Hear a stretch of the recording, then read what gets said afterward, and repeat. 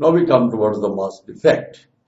When free nucleons, that is protons and neutrons, come close to each other, about 0.5 to 3.8 Fermi, there will be strong interaction among the nucleons. They strike with each other, there will be loss in mass, and this loss in mass during the formation of nucleus is known as the nuclear mass defect. And this is radiated in the form of energy, and that is called the binding energy of the nucleus.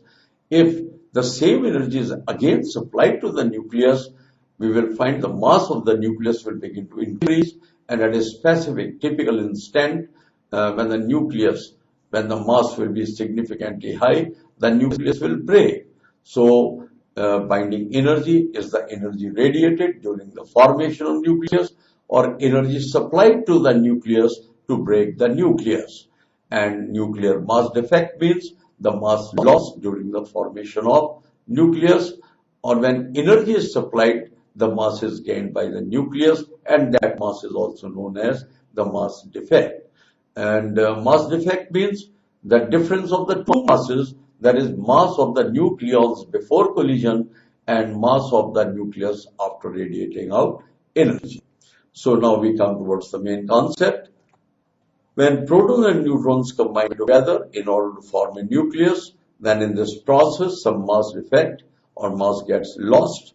This lost mass is known as the mass defect, represented by delta M. Most of the mass defect, more is presumed to be the stability of the product nuclei. Another thing which is very important is the formation and splitting of nucleus obeys the law of conservation of mass, the law of conservation of energy, the law of conservation of momentum, and the Einstein equation, that is E is equal to mc square. Now mathematically we have certain assumption, that is A is supposed to be the mass of nucleons and M is supposed to be the mass of nucleus. So delta M is calculated by the difference of these two numbers, that is A minus M. A can be written as, that is the ZMP plus N multiplied by Mn, that is mass of the protons and neutrons, minus the mass of the nucleus after radiating energy. So when we put these equations and we take the difference, that becomes the mass defect. So the third step we have gone through it, ZMP plus delta minus ZMN minus mass of atom minus mass of electron orbiting in circular orbits. Packing fraction is supposed to be mass defect per nucleon, that is delta M divided by A. So it is delta M over A, M minus A over A. M is supposed to be the mass of the nucleus, mass of the nucleons before combination is the mass of the nucleus after radiating energy. Here this is what our assumption. So we can write this equation as ZMP plus A minus ZMN over A minus M. So if mass of the nucleus is M, then equation will become ZMP plus A minus ZMN over A minus M. More negative value of packing fraction, more is the stability of the product nuclei. Now there are certain examples based on the mass defect. So in the mass defect calculation, what we have to do is, we have to find the mass of the nucleons before combination and mass of the nucleus after radiating energy. If we take the difference, it will become mass defect. And if it is multiplied by 931.4, then we will get binding energy, and that will be in million electron volts. So consider the decay of radium. Well, the radium is 226 alpha particle. So when 2He4 is subtracted from 226, we get that is a radon atom. We find that for radium it is 88 radium 226, and for radon it will be 2 units less, that is 86 radon 222. What is the mass defect of the reaction? So mass of radium 226, that is 226.0256 units. We are referring to atomic mass units.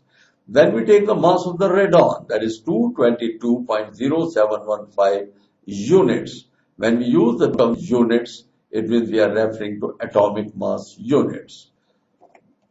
Mass of helium that is 4 atoms, so 4.0026 units.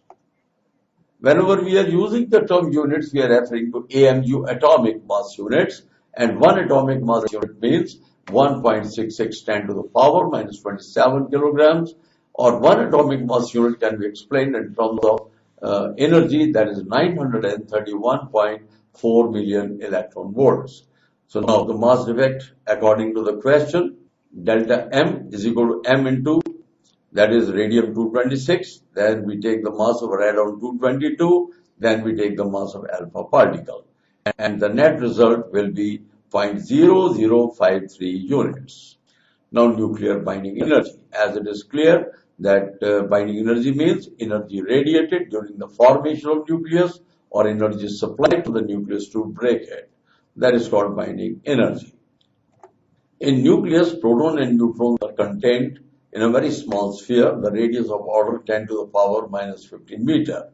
At such small distance, two protons exerts a very large force of repulsion on each other, or it can be attraction also depending upon the critical separation. Therefore, certain amount of energy is needed to bind the nucleus. This energy is called the binding energy.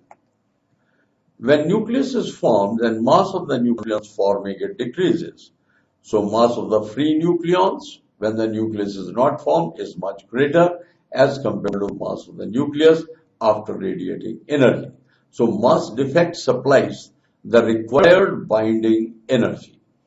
The energy equivalent to mass defect is called the binding energy. By Einstein mass energy relation, binding energy is mass defect multiplied by square of the velocity of light. And when we use this expression, the binding energy will be calculated in joules, but in that case it has to be converted into million electron volts by dividing by 1.6 10 to the power minus 13 joules per electron volt, and our result will come in million electron volts. Binding energy of the nucleus may also be defined as the amount of work required to separate the nucleons at an infinite distance. Binding energy per nucleon means the binding energy which is divided by nucleon number.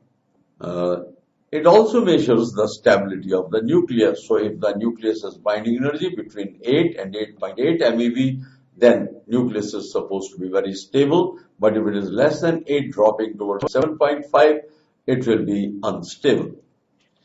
Greater the binding energy per nucleon, greater will be the nuclear stability.